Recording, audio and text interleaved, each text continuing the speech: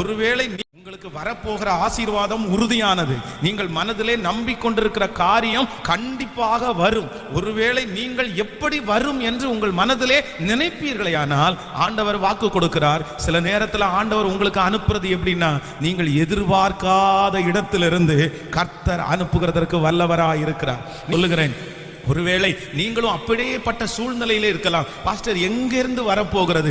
எலியாவை போல ஏற்கனவே இருந்த இடத்துல ஒரு பெரிய சூழ்நிலைக்குள்ள ஆக்கப்பட்டு எல்லா உதவிகளும் உங்களை விட்டு போய் உங்களுக்கு நிறைய எதிர்ப்புகள் மட்டும்தான் உங்களுக்கு விரோதமா இருக்கலாம். அவ்வளவுதான், எப்படி வரும்னே எனக்கு தெரியல என்ற அந்த இருதயத்தோடு இருக்கிற ஒவ்வொரு பிள்ளைகளை பார்த்து கர்த்தர் சொல்லுகிறார், இல்லை, நீ காற்றை காண மாட்டாய், நீ மழையையும் பார்க்க மாட்டாய், ஆனாலும் பள்ளத்தாக்கை தண்ணீரால் நிரப்ப பண்ணுகிற கர்த்தர் வாக்கு கொடுக்கிறார். நீ எதிர்பாராத இடத்திலிருந்து உனக்கு ஒரு உதவியை அனுப்புவேன். சத்தமாய் நம்பி ஆமென் என்று சொல்லுங்கள். நீ ஹalleluya, உன் கற்பனைக்கு எட்டாத, உன் சிந்தைக்கு எட்டாத, ஹalleluya, உங்களுடைய பேச்சுக்கு அடங்காத, நான் நம்புகிறேன் விசுவாசிக்கிறவர்களுக்கு இது கண்டிப்பாக நடக்கும். இது நடக்கும். ஏனென்றால் இந்த வார்த்தையை ருசித்து நான் சொல்லுகிறேன், இந்த வார்த்தையை நான் நம்பி நான் சொல்லுகிறேன்.